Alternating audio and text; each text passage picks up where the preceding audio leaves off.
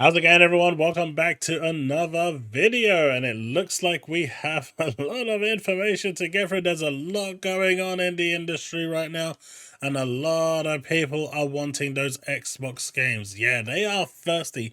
The ponies are thirsty for those Xbox games, and it's clear they have been crying and begging for Microsoft to go third party so they can get Game Pass on PlayStation, or they can just get those juicy Xbox games on their platform.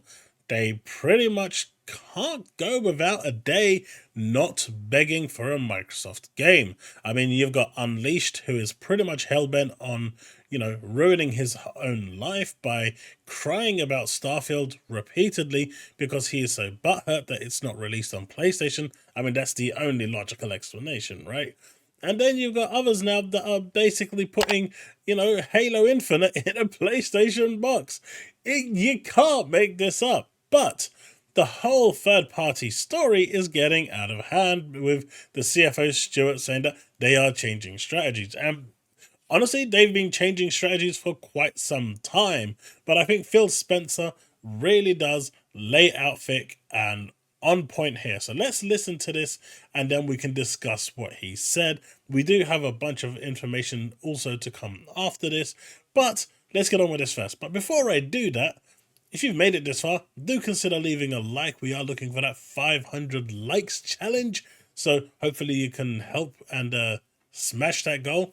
If you are new to the channel or a returning viewer that has yet to subscribe, do consider subscribing. It doesn't cost you anything, but it really helps the channel grow and really does open opportunities for me. That said, if you want to support me further, you can do so through my Patreon, YouTube membership, or the Super Thanks. But clicking that like and subscribing is free and is the easiest way to support what I do. Right, let's listen to what is being said over here. For us, it's about expanding our platform reach, and we think important games like Starfield will be catalysts for Game Pass growth on a lot of different platforms. But anytime you're growing the platform, there's always this trade-off with games. We are not a third-party publisher, right? We do something different with our content like Starfield, but not all the content. Obviously, Minecraft ships on other platforms, and we enjoy doing that as well. For us, it's... So what you can see here is that in terms of their change in strategy, I mean, previously it was unheard of for, as when the Sega Dreamcast was out, a Sega game to be on anything else, it was only on the Sega Dreamcast. PlayStation games are always on PlayStation. Nintendo games are always on Nintendo. But Microsoft is trying something different. They've always been trying to be a little more broad. You've got the Elder Scrolls Online, which is on every platform, well, PlayStation, PC, and Xbox. You've got Minecraft, which is everywhere.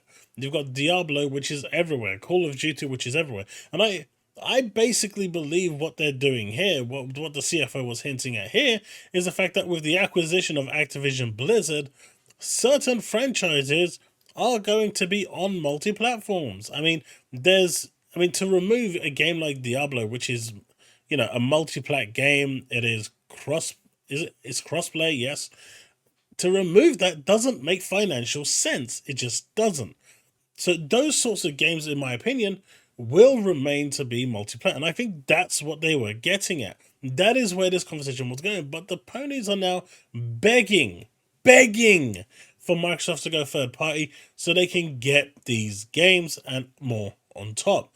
Now, I saw a post somewhere where someone was saying that, at the end of the day, games like Crash Bandicoot will go multiplat. No, they won't. Crash Bandicoot is going to be a platform exclusive, and it's going to be on PC and Xbox ecosystem on the cloud.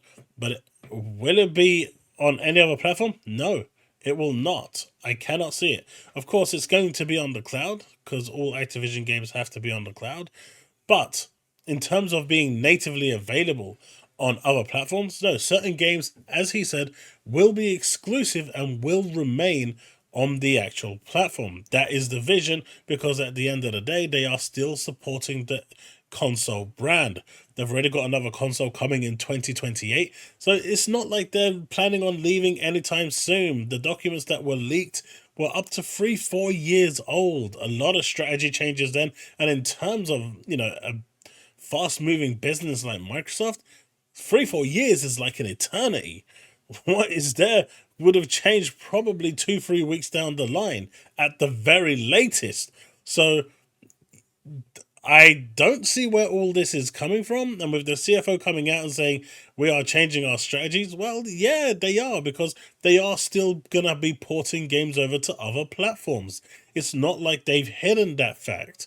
But, you know, what games are going to go onto other platforms? Now, we know Call of Duty is going to be there. Overwatch, if they release like an Overwatch 2 or 3, yes, I know the drama with that. But if they do something like that, will that be multi-platform? I think it will. Will the next Diablo 5 be multi-platform? More than likely. These are big games that just make a lot of money, and at the end of the day, they're cross-play, cross-plat. It doesn't make sense to restrict those games. Now, when it comes to the more single-player experiences, those will probably be exclusive to the ecosystem set within Microsoft. So, all this notion of Xbox going third party, and I see Droid, I see King Thrash, you know, the S-Class failed gamer, that are all cheering for Microsoft to go third party. And at the same time, if Microsoft goes third party, these people don't even know what they're asking for. That would be like a catastrophic brick within the industry. That any of the two going third party would cause such an imbalance within the industry that things will go horribly wrong. So the fact that people are even asking for this is just sad. But these guys are literally now begging. And there's only one reason that you would beg for someone to go third party. And considering Sony has been snatching up a lot of exclusives, right? With like the Silent Hills and whatnot. The only reason that these people would be begging, and I mean literally on the streets with a cup in their hand, penny for the guy, begging for Xbox to go third party, is because they want Xbox games on their, platform. And do you know why? Because when you look at this and you look at these, this list here that is coming to Game Pass, you got Remnant 2, which is cloud, console, and PC, and it's already available. Shadow dropped. The original Remnant from the Ashes, cloud, console, PC.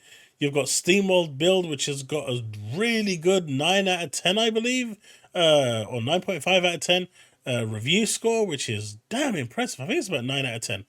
And that's going to be available day 1, December the 1st, so we'll check that out. Far Cry 6 is coming to console. World War Z Aftermath, again, cloud, console, PC.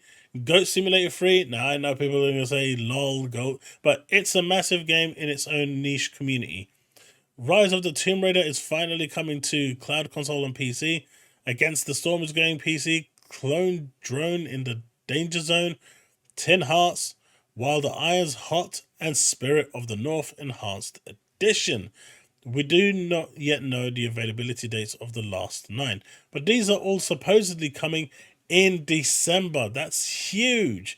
And I guess a lot of these are going to be announced, like as maybe even all of it will be shadow dropped on December the 7th. But you can clearly see here that the ponies are basically just so butthurt at this point, because as Game Pass just continues to get better and better and grow as a service, they're getting this.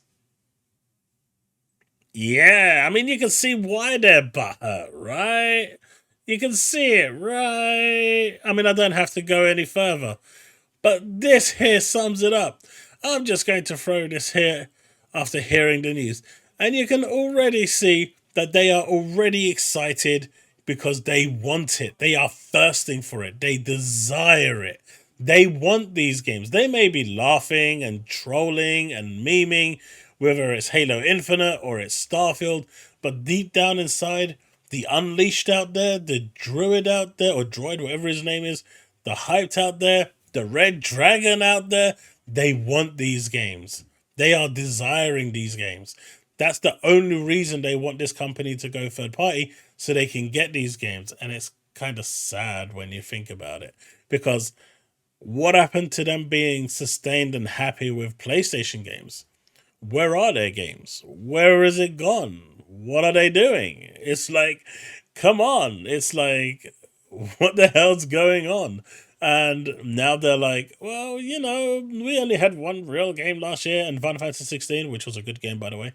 But we need more games. We need more things to play, and playing remakes of a remake of a remaster of a remake of a remake of a remaster of a remaster probably isn't that fun after you've played it about 45 times in 2 console generations. So I guess it makes sense that they want Xbox to go third party so they can play those awesome games like Forza Motorsport, Forza Horizon 5, Halo Infinite, Starfield, and more.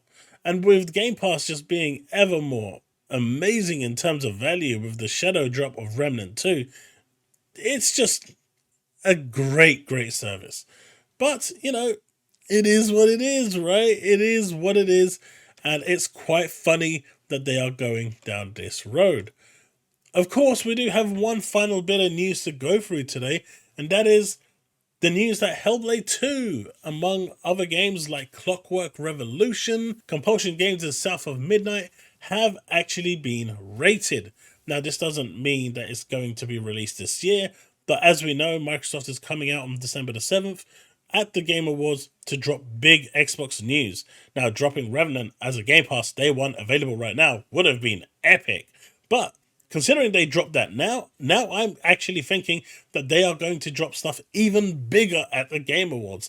I think we're going to get release dates for Hellblade 2, for Clockwork Revolution, and potentially South of Midnight as well.